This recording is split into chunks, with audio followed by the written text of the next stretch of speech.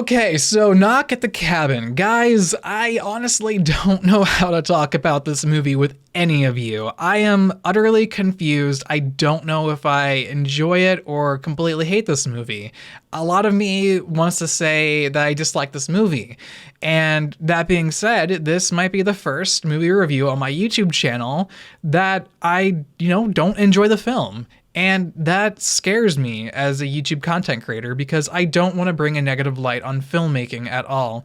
But I also want to be able to talk about things that maybe confuse or perplex me and have an open dialogue without the comment section saying, oh, well, maybe in this scene, while you're thinking of that, you could think of this instead. And it really builds on top of that filmmaking. It's like, okay, I missed that. Thank you for enlightening me. The movie's actually improved because of what you said. So I really want to be able to open up a dialogue with a movie that I just really wasn't a fan of. And honestly, I'm just not a fan of M. Night Shyamalan after what he did to Avatar. No, actually, I haven't really been a fan of M. Night's movies at all. Just his style of filmmaking, it's polar opposite to mine. But with that being said, let's just go ahead and jump into the plot of Knock at the Cabin. So Knock at the Cabin features two main characters, both Eric and Andrew. Eric played by Jonathan Groff. He's in Mindhunter. Love his character. Love that show. But these two characters, they are in a gay relationship. And I just talked about this in The Last of Us. I think we need to see more of this in media. I love it. I think that it's presented really well here, and it's presented really well in The Last of Us. But with that being said, they are a gay couple and they face a lot of prejudice and they get targeted a lot. In fact, a lot of the tension from this movie comes from their background as a gay couple. And you don't really know if that's the case. Some things really make you question, are we being targeted from this one individual because of their past and how that really affects these characters? You don't really know all that well.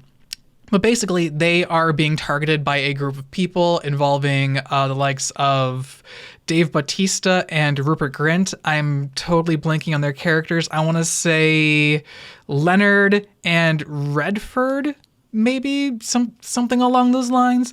But yeah, so it's a group of 4 people, including those two, and they're trying to convince the two leads that unless if they sacrifice a family member and they do the act themselves, that, the end of the world will happen, that an apocalypse will occur, and there will be just so many details of, flooding, scorched earth, the flu, other diseases, et cetera, just all this bad stuff will come into light unless if they sacrifice a family member. And of course, at face value, you're taking this in and it's like, hell no, we are not going to do that. And you're totally on board with the two main characters. But as the movie progresses, you kind of see inklings of, is this actually happening? But they immediately get shut down from very, very simple facts, such as, oh, that was a recorded broadcast from hours ago. Like, that doesn't really make sense. What they're saying,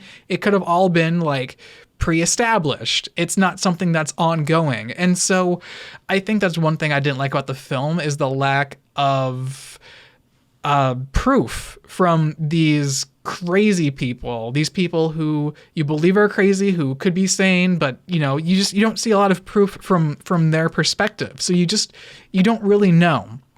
And so by the end of this movie, you actually don't really know if there's an apocalypse or if there's not. You don't really know one way or the other what would have happened. And I kind of like the open-endedness of that, but at the same time, I just really wish that the build-up brought us to a point where I could make a concrete answer in my head, whether, rather than me just leaving the theater thinking, I don't know, because I wasn't presented enough information to really build my own conclusion. And I just felt lacking walking away from this movie. And not only that, but there was just a lot of awkwardness throughout this movie that I just wasn't a fan of. And I think that really just goes along with the whole M. Night Shyamalan brand, the awkwardness in the acting. I just don't think he can pull a lot of his actors' greatest acting skills. Whereas, yes, the actors are amazing. I've seen them in other work. They do a really amazing job. But I just don't really think that they portrayed their characters that well. Even the two leads, they're in a gay relationship. And the whole time, I just didn't really feel a lot of chemistry, unless if one of the characters was, screaming like, hey, we're in a gay relationship. And it's like, okay, I get that, but I would like to see more of that. And you kind of see it in their past, whether they're talking to family members who just aren't accepting of their partner, things like that. You kind of see that here and there, but I would love to see that a lot more in the present moment. In fact, I was actually walking out of this movie thinking, I actually don't even know if they were intimate with each other. I don't know if they kissed or hugged or anything like that. Nothing really comes to mind. Or if they did, I just entirely forgot. But even if they didn't, does it really even matter at all too? Because I think what they did was absolutely good enough, and just because they didn't kiss or hug doesn't mean that they're not in a relationship. In fact, I think the fact that they don't kiss or hug or do more intimate things, it's more so inclusive to a real life actual relationship, because you're not going to be like that 24/7 in real life, and I think that makes sense. It's pretty grounded, and I actually enjoyed that aspect of their relationship, although I would have liked to see a little bit of more chemistry between the two characters. Well, that being said, I kind of want to jump into some of the technical details of this film as well, such as the camera work. I thought the camera work, it started out very, very strong. The camera work started out in the intro. It was closing in on these two individuals' faces. Lots of tight shots. It was confusing and jarring and uncomfortable in a good way, in a really good way.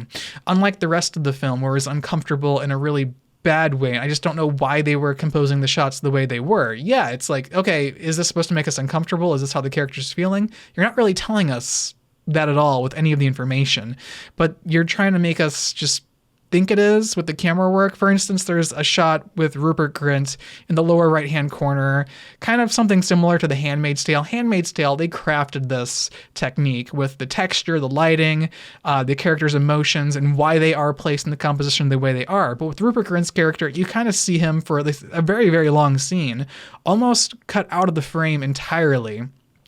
And you just don't really know what's going on. Like, yeah, he seems mad and confused too, because everyone in this movie is mad and or confused.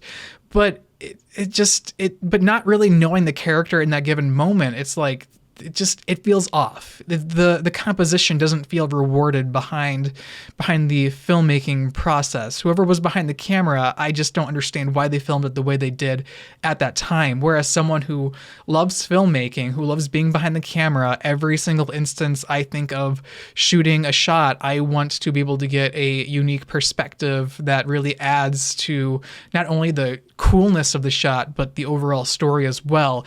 And I just wasn't getting that sense from the filmmakers, or I guess the cameraman in this sense behind this movie, Knock at the Cabin. A few other things, as well as like the plot. I just really wish that the writing was a little bit more, I want to say tighter, I guess, in terms of the narrative, because as I said before, it was too open-ended, to where, again, I left the theater not really coming up with my own idea of how the movie was supposed to end. So yeah, it was just, overall, this movie was very, very confusing. And at the end of the day, like I said before, I just don't really know how to talk about it. I don't know how to feel about this movie whatsoever. By the end, like, I feel bad for certain characters, but then you also wonder, like, were they smart enough to be in these positions? Were they actually written that well to begin with? And honestly, I'm not quite sure. I was actually really excited for this movie because the trailers got me very, very connected with the plot. I thought, okay, I want to see a cool M. Night twist, and I just felt like even that was almost lacking. I don't know. I just feel like overall, maybe it was the writing that really lacked for me in this movie. But honestly, if you guys have seen the movie, what do you guys think of it? Or if you guys have seen the trailers and have your own thoughts and ideas, what do you guys think is going to be happening in this movie? Are you guys excited about it? Does it look good to you? I want to know all of your thoughts on this movie, Knock at the Cabin, starring the likes of Dave Bautista, Jonathan Groff, and then also Rupert Grint. Guys, we haven't seen Rupert Grint in a while. Unfortunately, not a whole ton of screen time for his character, but yeah. What do you guys think about this movie, the characters, the writing, the camera work, literally just everything, or M. Night Shyamalan's directing in general? How do you guys feel about M. Night Shyamalan? I'm really open to a really engaging dynamic dialogue, because the way I feel about M. Night Shyamalan, I'm not gonna lie with you guys, I just feel like I'm done. And I don't want to be in this mindset with M. Night Shyamalan movies, because as a filmmaker, I want to go into a theater and appreciate a film, whether it's good or bad. There's still stuff to appreciate about it. But even though this is a bad movie, I still just can't get behind the core concept of his filmmaking style. I just feel like it's so left field for me. It's not in my realm of filmmaking, and I just personally don't understand it. But guys, please, again, let me know what you guys think. If you guys like the video, please be sure to leave a like and a comment as well. The engagement helps out a whole lot. We're actually really close to getting 1,000 subscribers on the channel, and my birthday is coming up here in a few days. So hopefully excited to reach that milestone somewhat soon. With all that being said, hope you guys enjoyed the video, and I will see you guys in the next one. Take care.